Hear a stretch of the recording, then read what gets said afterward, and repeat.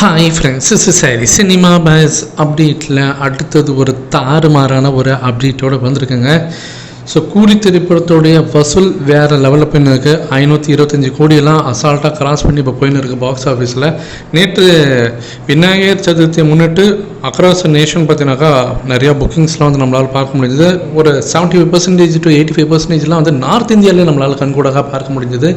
அதேபோல் தமிழ்நாட்டிலையும் பார்த்தீங்கன்னாக்கா நேற்றுக்கு நல்ல ஒரு வசூல் அப்படி தான் சொல்லணும். ஒரு சின்ன ஜம்ப், அதாவது வீக் டேஸில் நார்மலாகவே மண்டே டியூஸ்டேனா எப்படி அதில் வந்து அந்த வசூலில் வந்து ட்ராப் ஆகும்னு நம்ம எல்லாருமே தெரியும்.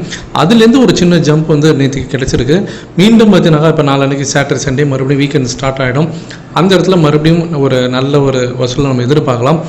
இந்த நிலையில் நமக்கு ஒரு லேட்டஸ்ட்டான அப்டேட் என்ன கிடச்சிருக்குன்னு பார்த்தீங்கன்னாக்கா, தமிழ்நாட்டில் இந்த படம் வந்து 180 கோடி வந்து கிராஸ் பண்ணிடுச்சு அப்படின்ற மாதிரி சொல்கிறாங்க. ஸோ இது வந்து 200 கோடியை நோக்கி போயின்னு இருக்குது தமிழ்நாட்டில். அநேகமாக வர சாட்டர்டே சண்டே அந்த இடம் கரெக்டாக பர்ஃபெக்டாக நமக்கு அமைஞ்சதுனாக்கா, நல்லா மக்கள் வந்து உள்ளே வர ஆரம்பித்தாங்களா, இந்த சாட்டர்டே சண்டேல மீண்டும் ஒரு பாக்ஸ் ஆஃபீஸில் வசூலில் ஒரு முன்னேற்றம் பார்த்தாக்கா இந்த படத்தோடைய லைஃப் டைம் கலெக்ஷன் வந்து 200 கோடி கண்டிப்பாக கிராஸ் ஆகிடும் அப்படின்றது தான் லேட்டஸ்டான அப்டேட். அப்படி ஒரு 200 கோடி இந்த படம் கிராஸ் ஆச்சுனாக்கா, ஜெயிலர் படம் ஆல்ரெடி 200 கோடி கிராஸ் பண்ணி தமிழ் சினிமாவில் இன்றைக்கி தமிழ்நாட்டில் அதிகமாக வசூலை குவிச்ச படம் ஜெயிலர் தான். அது நம்ம எல்லாருக்குமே தெரிஞ்ச விஷயம்.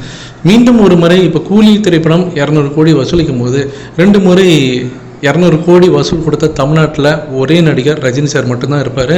ஸோ அது வந்து ஒரு பக்காவான சாதனை.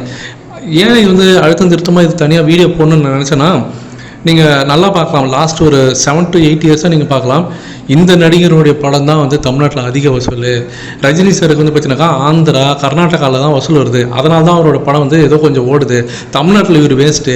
இங்கே வந்து ஓப்பனாகவே சொல்கிறேன்னு, விஜய் சாரோட படம் அஜித் சாரோட படம் தான் இங்கெல்லாம் ஓப்பனிங் பயங்கரமாக தமிழ்நாட்டில் இருக்கும் அப்படின்றாங்க. ஆக்சுவலி ஓப்பனிங் எல்லாம் ஓகே தான், ஆனால் லாங் ரனில் மற்ற நடிகர்களுக்கு கூட்டம் உள்ளே வராங்களா, க்ரௌட் புல்லிங் கெப்பாசிட்டி இருக்கான்னு கேட்டாக்கா இல்லை.